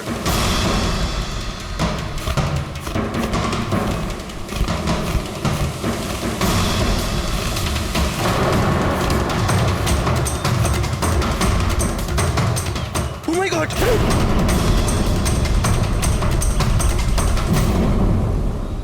তুমি রাতে এখানে কি দেখেছিলে? বডিতে অনেক আঘাতের চিহ্ন রয়েছে, মনে হচ্ছে খুব মারপিট হয়েছিল ওর সঙ্গে। আপনি এনেকে কোথাও দেখেছেন? মানে এখানে কোথাও কাছাকাছি? এর পকেটে না আছে মোবাইল, না আছে পার্স, আর না ঘড়ি। এই দেখতে পাচ্ছ, এই এমন মনে হচ্ছে যে আংটি জোর করে খুলে নেওয়া হয়েছে। আচ্ছা, তাহলে এর খুন চুরির উদ্দেশ্যে করা হয়নি তো? হতেও পারে। মিসিং পারসন ব্যুরো থেকে যদি কিছু জানতে পারা যায়। তাছাড়া এটা তো কোনো ফাঁকা জায়গা নয়, রিসোর্ট আছে, দোকান আছে এখানে, তাহলেও এসব? আরে ভাই, আজকাল লোকেরা দেখেও না দেখার ভান করে থাকে। এটাও হতে পারে যে এর মৃত্যু অনেক রাতে হয়েছে, যখন এই দোকানগুলো বন্ধ হয়ে গিয়েছিল। হতে পারে। চলো দেখি ডক্টর সালুকে কি বলে এই লাশটা দেখে। তবে ভাই, আমার তো দেখে মনে হচ্ছে যে এই লোকটাকে আগে হয়তো কোথাও দেখেছি।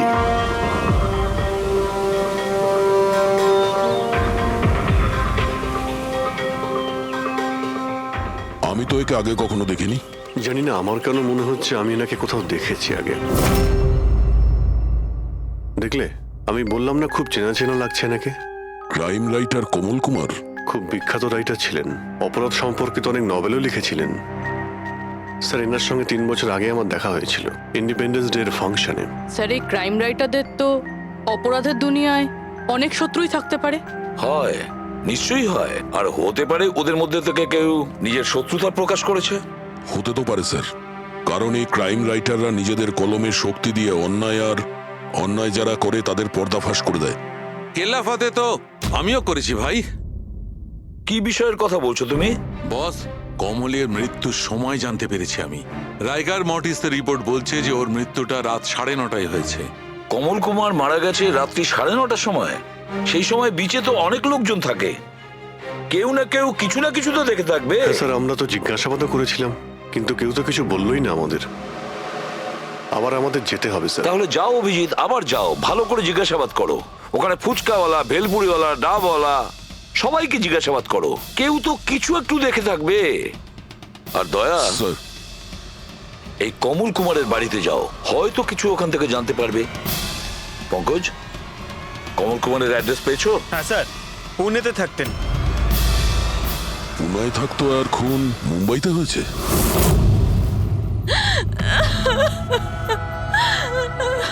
কি করে হলো এসব? সমুদ্রের ধারে আমরা ওনার লাশ পেয়েছি। আপনি কি কাউকে সন্দেহ করেন কে করতে পারে এটা? না স্যার, ওর কারোর সাথে কোনো রকম শত্রুতা ছিল না। হ্যাঁ, মানছি যে ওনার সঙ্গে কারোর কোনো ব্যক্তিগত শত্রুতা ছিল না। ওনার বই পড়ে কিছু লোকের মনে রাগ হয়েছিল, রক্ত গরম হয়েছিল, সেই কারণে কেউ ওনাকে ধমকি টমকি না দিয়েছিল। স্যার, এমন তো হয়নি। যদি কেউ ভয় দেখাতো তাহলে আমাকে নিশ্চয়ই বলতো। উনি মুম্বাই কোনো জরুরি কাজে গিয়েছিলেন? ওর গল্প লেখার শখ আছে, এই জন্য কোনো নির্জন জায়গার খোঁজে এদিক ওদিক যেত, কখনো আলিবাগ তো কখনো লোনাবলা। আর এইবার তো মুম্বাইয়ের কোনো রিসর্টেতে নিজের লেখা গল্প বদলার ক্লাইম্যাক্স লিখতে গেছিল। আচ্ছা, উনি মুম্বাইয়ের কোন রিসর্টে ছিলেন?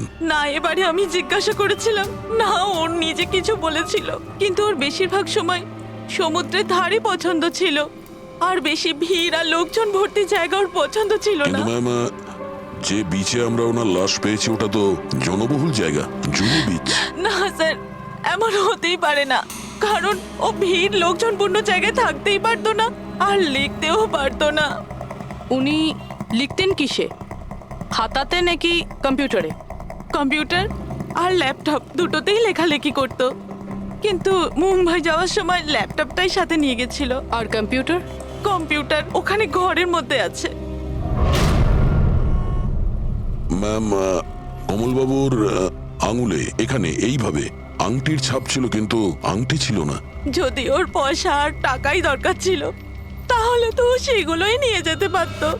আমার স্বামীকে মারার কি দরকার ছিল? আপনি কিছু বলতে পারবেন ওই আংটির সম্পর্কে? কিরকম দেখতে ছিল ওটা? ওটাতে 10 ইয়ার্স লেখা ছিল আর লাভ আলিসা লেখা ছিল। এই ছবিটা একটু ফরওয়ার্ড করবেন আমাকে?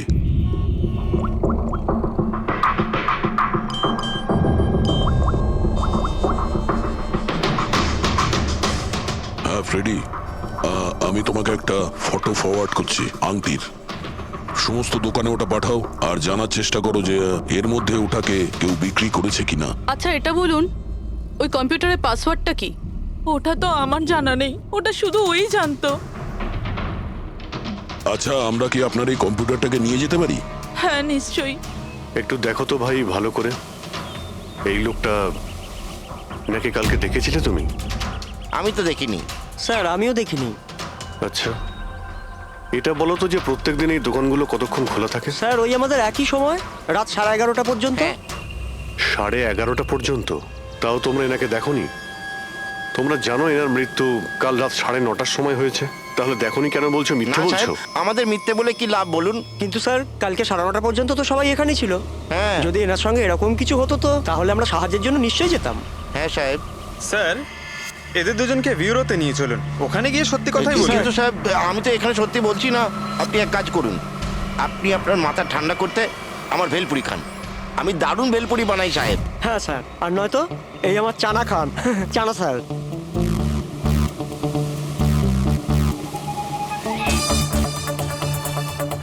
এখানে এখানে ছোলা খেতে এসেছি আমি, ভেলপুরি খেতে এসেছি আমি। ঘুষ দেওয়ার জন্য তোমাদেরকে এক্ষুনি জেলে ঢুকাতে হবে। ব্যাস, এদের ছেড়ে দাও, চলে এসো, চলে এসো। পরে এসে দেখবো তোমাদেরকে। এটাও তো হতে পারে যে এরা সত্যি কথা বলছেন। স্যার, এটা কি করে হতে পারে? ডক্টর শালুংকে বলছিলেন 9:30টার সময় মারা গেছেন। হতে পারে খুন অন্য কোথাও হয়েছে আর বডিকে এখানে ফেলে গেছে। হ্যাঁ স্যার, এটা হতে পারে। হ্যাঁ ফ্রেডি, গুড, ঠিক আছে, আমরা এক্ষুনি আসছি। কমলের আংটির ব্যাপারে খোঁজ পাওয়া গেছে। 2 মিনিট করে 1 ঘন্টা হয়ে গেল। আমার কাছে আর কোনো কাজবাজ নেই নাকি? টাকা কখন পাবো আমি? কি ব্যাপার, এত চেঁচামেচি কেন? চিৎকার করবো না তো আর কি করবো বলুন আপনি? আংটির দামও ঠিক করে ফেলেছে 50,000 টাকা, কিন্তু টাকা কখন পাবো 50,000 টাকা আমি, বলুন আপনি? দেখো ভাই, এতটা টাকা দোকানে রাখা হয় না। একটা ছেলে গেছে টাকাটা আনতে। মাত্র 50,000 নেই আপনার কাছে? আজকাল তো বাচ্চাদের ভাড়েও 50,000 টাকা থাকে। এবার তো তোর ভান্ডার ভাঙার সময় হয়ে গেছে। নাও, এসে গেছে তোমার টাকা। আংটিটা দেখান তো। 10 years লাভ আলিশা। কোথা থেকে পেয়েছিস আংটিটা? তাতে আপনার কি? এক কাজ করো, টাকা দাও, নয়তো আংটিটা ফেরত দাও। অদ্ভুত লোক তো স্যার, সিআইডি থেকে প্রমাণ চাইছে। সিআইডি? কি, কোথা থেকে পেয়েছিস এটা? স্যার ক্ষমা করে দিন আমাকে। স্যার টাকা পয়সার জন্য এইসব। টাকার জন্য তুই কাউকে কি খুন করে দিবি? হ্যাঁ স্যার, স্যার আমি তো শুধু ওই পার্স আর ওই চেন আর ঘড়ি এইসব নিতে চেয়েছিলাম। স্যার ওই হাতাহাতি চালু করে দিল, যার জন্য স্যার ওই ভুল করে খুন হয়ে গেছে। স্যার সত্যি করে বলছি, আমি ওকে মারবার মতলব করিনি স্যার। এটা কটার সময়ের ঘটনা? রাতে ওই 11:30 বাজে তখন। কটার সময়? স্যার 11:30। 11:30?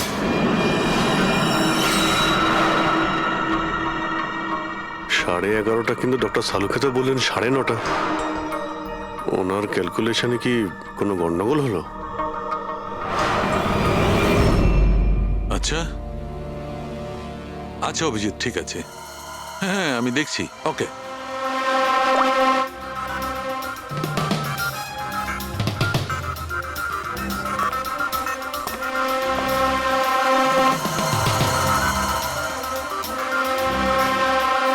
এটা কি করে হতে পারে ভাই? কি হয়েছে স্যার, কোনো প্রবলেম? তারিকা অনেক বড় সমস্যা। অভিজিতের ফোন এসেছিল, ও বলছিল যে যে লোকটাকে ওরা ধরেছে তার বক্তব্য অনুযায়ী এই লোকটার মৃত্যু হয়েছে রাত 11:30টায়, আর আমাদের রাইগার মর্টিসের রিপোর্ট অনুযায়ী এই লোকটির মৃত্যু হয়েছে রাত্রি 9:30টার সময়। ও বলছে 11:30টার সময়, আমাদের রিপোর্ট বলছে 9:30টার সময়। এগুলো সব কি ব্যাপার? আমাদের কোনো ভুল হচ্ছে না তো?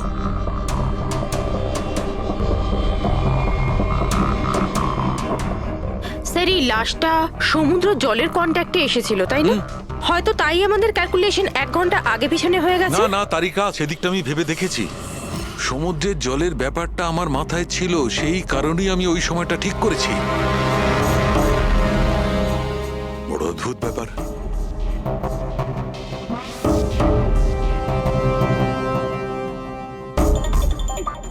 আপনি বালির ব্যাপারে কিছু বলছিলেন, তাই না? হ্যাঁ, ভুলে গেছি।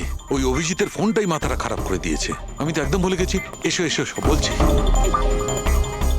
এই দেখো, এটা দেখতে পাচ্ছ? এই দুটো বালির স্যাম্পল। দুটোর কালার আলাদা। আরো অনেক কিছু আলাদা আছে, তুমি দেখো, মাইক্রোস্কোপে দেখো।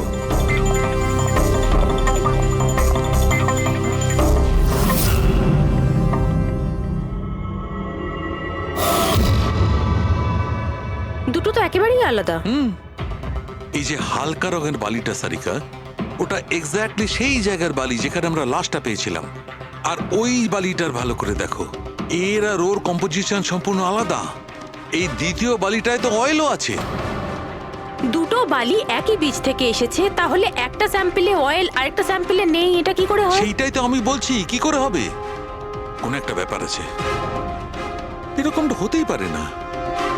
কিন্তু যদি হয় তাহলে তারিকা নিশ্চয়ই ওই বালির নিচে এমন কিছু পোতা আছে যা আমরা জানি না।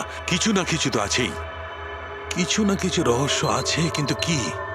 মাই গড, এই তারিকা অনেক দেরি হয়ে গেছে। তুমি এক কাজ করো, তুমি বাড়ি যাও। আর আপনি? আমি একটু কাজ করে নিয়ে যাব, তুমি যাও। তো ঠিক আছে না, একসাথেই বেরোবো। আরে না বাবা, তুমি যাও না। তুমি কি করবে দুজনে একসঙ্গে? আরে যাও। এভাবে কি করে? প্লিজ যাও, আমি সামলে নেব। আমার যদি রাত্রে দেরি হয়ে যায় তাহলে সকালবেলা আমি দেরিতে আসবো। যে কাজ বাকি থাকবে আমি নোট করে যাব, তুমি সকালে এসে দেখে নেবে। যাও। Are you sure? আর আমি শিওর বাবা, যাও যাও, just take care. Good night. Good night.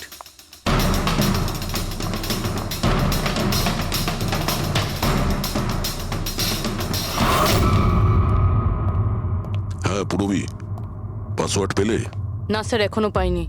হয়তো এই সিডিটা কোনো কাজে লাগতে পারে। এটা কি পাসওয়ার্ড ডিটেক্টর? হ্যাঁ স্যার, একটা সফটওয়্যার আছে, এটা বড় বড় পাসওয়ার্ডকেও ক্র্যাক করতে পারে। এটা তুমি কোথায় পেলে? স্যার, আমার বান্ধবী দিয়েছে। ও সফটওয়্যার ইঞ্জিনিয়ার, কিন্তু ও বলেছিল সময় লাগবে, সকালও হয়ে যেতে পারে, কারণ এই সফটওয়্যারটা পাসওয়ার্ড কম্বিনেশন একটা একটা করে ট্রাই করে। ঠিক আছে, এটা দিয়েও চেষ্টা করে দেখা যাক। স্যার, পাণ্ডুর ঠিকুচি কুষ্টি আমি বের করে ফেলেছি স্যার।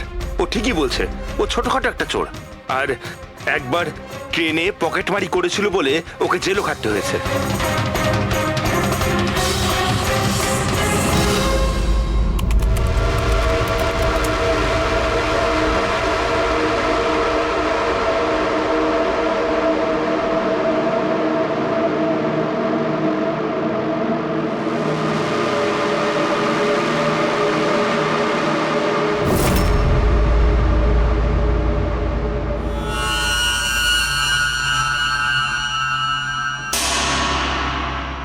মাই গড,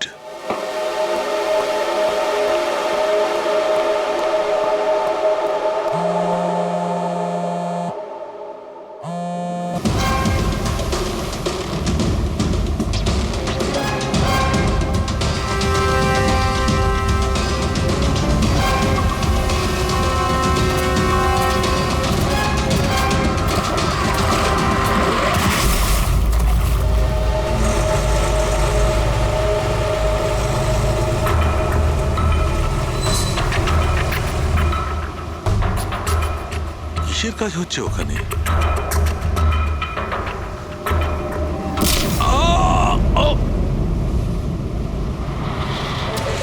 এর খেলা শেষ। এর পার্টসটা চেক কর। আরে কোথায় রেখেছে পার্টস? হ্যাঁ, পেয়ে গেছি।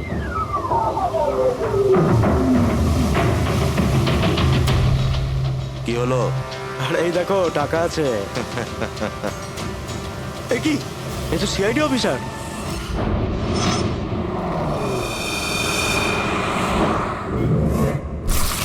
বাড়াবাড়ি করছে সালুকে, কাউকে কিছু বলেনি, কাউকে কন্ট্যাক্টও করেনি, ব্যাস এইভাবে চলে গেল, আর তার উপর নিজের ফোনটাও এখানে রেখে গেছে।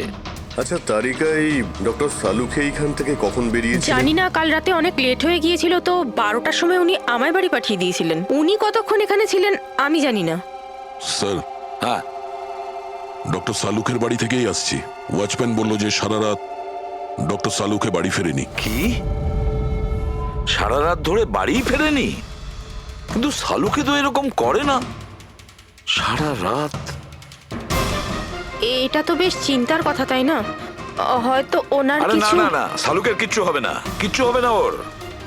ও যেন কোনো বিপদে না পড়ে, ব্যাস, আর কিছু না। পঙ্কজ, একটা কাজ করো, সালুকের গাড়ির নাম্বার সমস্ত পুলিশ স্টেশনে পাঠাও, আর সমস্ত চেক পোস্টেও পাঠিয়ে দাও। খোঁজ তো পাওয়া যাবে যে সালুকে গাড়ি নিয়ে কোথায় গেছে।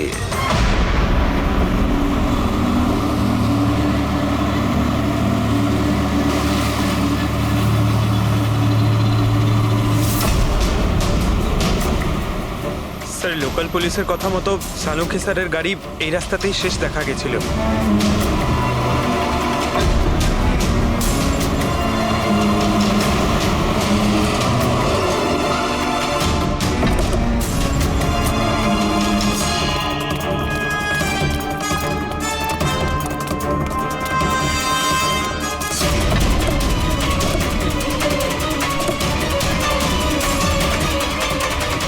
ডক্টর সালুকে তো গাড়িতে নেই।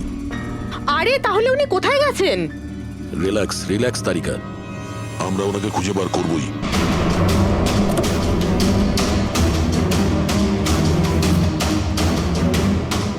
স্যার, সালুকে স্যারের ল্যাব এখান থেকে 60 কিলোমিটার দূরে। উনি তাহলে এখানে কেন এলেন? পঙ্কজ, ডক্টর সালুকের মাথায় কিছু তো খেলছিল, জানি না কি।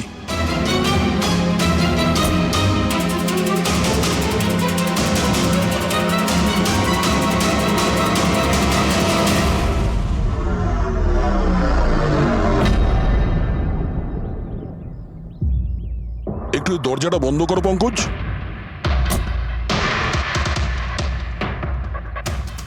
এদিকে এসো।